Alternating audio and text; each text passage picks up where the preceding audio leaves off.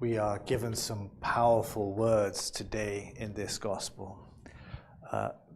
For me, they're powerful. They touch me quite deeply. And those are the first few words of this gospel. Peace I bequeath you. My own peace I give you. A peace the world cannot give. This is my gift to you.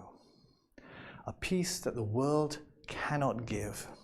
And the world tries to give peace. There are many people who work for peace. And the peace they work for is a peace that is without, so that we would live without war, without violence. But at the end of the day, the peace that Jesus gives goes far deeper than that and is far more far-reaching.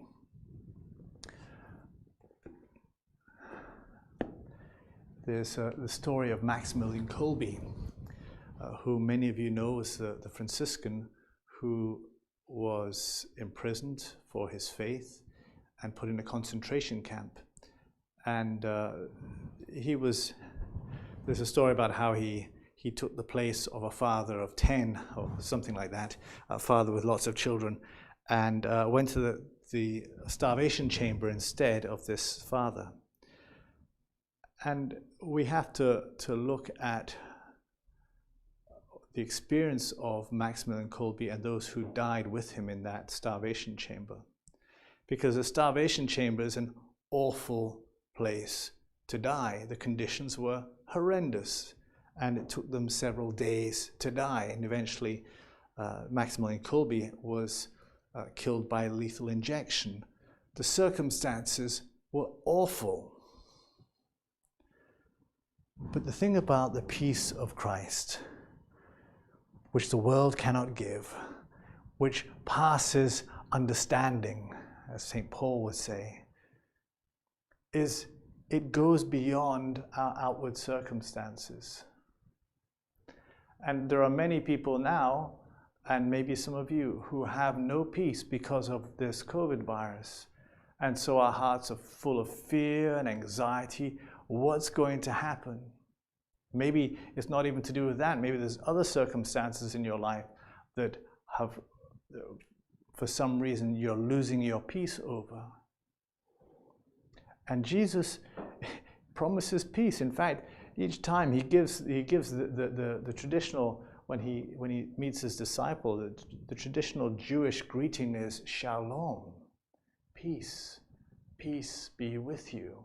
At his resurrection, the first words he spoke to the disciples were, peace be with you. These men who were so upset and disturbed by the loss of Jesus, he enters into the room, their home where they're staying, and says, peace be with you.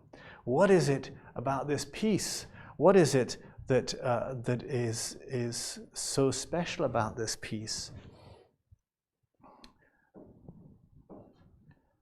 The peace that God gives us, the peace of Christ that he gives us, is a peace that comes from the very presence of Christ within us.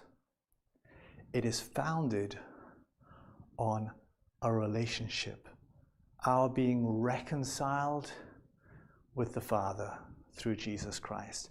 That's where the peace comes from. The peace comes from being reconciled with the Father through Jesus Christ. It comes from that because you and I are created to have that relationship with the Father through Jesus Christ. We're created for that. We're built for that. We're made for that. And when we don't have that, we do not have peace. Yes, things can be going well in life. I could be earning money. I could have a good job, a good family, good wife, good kids, good husband, whatever it might be. I can have that, and still there can be that disconnect, that hole, that emptiness, that something missing, that lack of peace.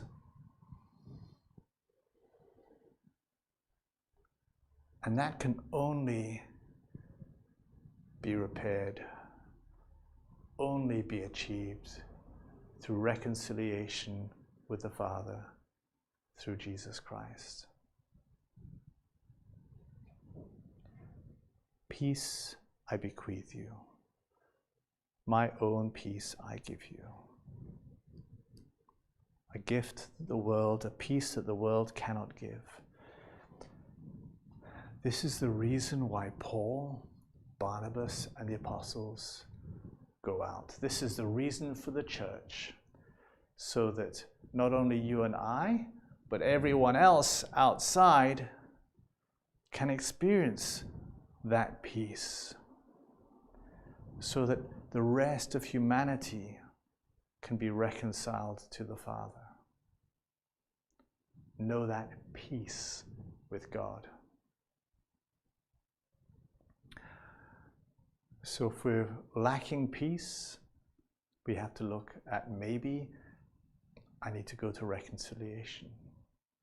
If I'm lacking peace, sometimes it could be because I don't trust God that He will fulfill His promises. There's lack of hope in that promise. In fact, the opening prayer today is, grant your people constantly in faith and hope, that they may never doubt your promises. And the Lord is always faithful to His promises. In Matthew 6, He says, seek first the kingdom of God.